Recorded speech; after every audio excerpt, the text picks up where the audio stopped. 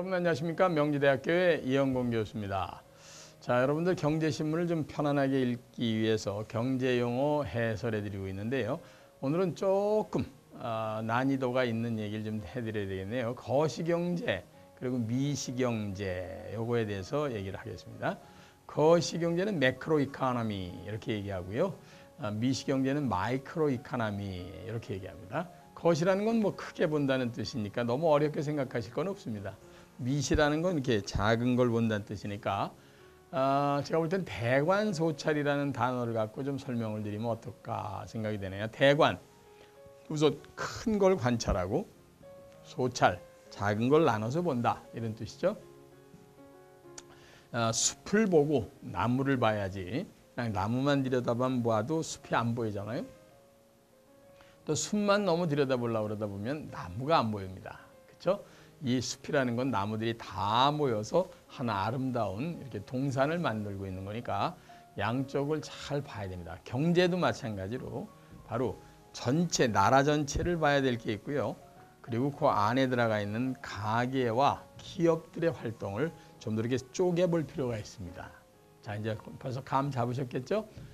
나라 전체를 이렇게 전체적으로 이렇게 커다랗게 보려고 애를 쓰는 것을 우리는 거시적인 경제적인 어프로치다 해서 거시경제다 이렇게 이해를 하시면 조금 좀 편안하시지 않을까 생각합니다. 나라의 경제 전체를 분석하는 거니까 예를 들면 이런 게 있죠. 우리나라 총 국민 소득이 얼마나 되느냐, 그죠? 네.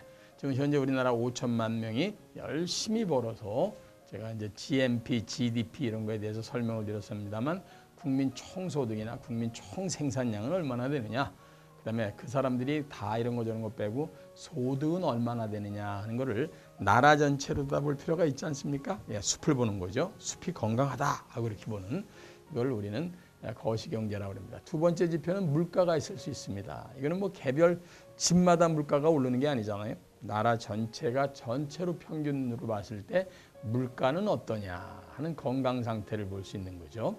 세 번째는 실업률 참 중요하죠. 요즘에 뭐 청년 실업이 굉장히 높다는 둥, 또 일반적인 실업률이 높다는 둥 하는 게 한 나라가 얼마만큼 일자리가 많고 참 일을 하고 싶어도 일할 수 있는 사람의 숫자가 뭐 예를 들면 적으냐 많으냐 이런 것들에 대한 거를 봐야 됩니다. 그다음에 그 나라의 건강 상태에 따라서 그 나라 돈이 외국 돈과 바뀌어질 때 얼마나 힘이 있느냐를 따지는 환율 이런 것들이 바로 거시경제 섹터에 들어가는 것들이 되겠죠. 그래서 국제수지라는 것도 있지 않습니까? 외국하고의 모든 거래에서 돈을 얼마나 벌어들이고 있는가 이런 것들에 대한 거를 전체적으로 살펴보는 겁니다. 그래서 이런 것들에 대한 결정 요인을 상호 관련성에 의거해서 이렇게 쳐다보려고 애를 쓰는 이런 노력하는 것을 우리는 일단 거시경제다 이렇게 이해하면 이제 이해가 되셨습니까? 그러니까 나라 전체의 움직임을 찬찬히 들여다보는 거니까 굉장히 큰 걸로 다 쳐다본다 이렇게. 그래서 거시적으로 쳐다본다 해서 거시경제입니다. 이번엔 미시경제, 이거는 마이크로 하면은 현미경 생각나시죠? 이렇게 들여다보는 거. 사실은요, 국가를 쪼개서 보면은 그 안에 구조를 갖고 있는 게 가장 크게 나눈 게 두 개죠. 하나는 일반 가정들이라는 게 굉장히 중요한 경제 주체고요. 또 하나고 이게 너무너무 중요한 게 기업이라는 경제 주체가 있습니다.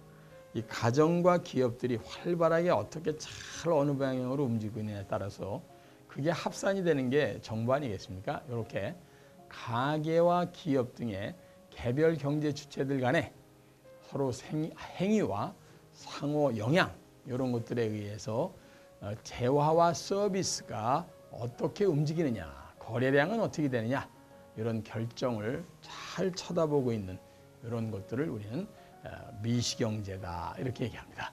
따라서 가정과 기업에 대한 미시경제를 잘 쳐다보고 그게 합쳐져 있는 거시경제를 다 봤을 때 전체적으로 한 나라의 건강한 상태가 보인다. 따라서 숲과 나무를 함께 들여다보는 작업이 바로 미시경제와 거시경제적인 접근이다.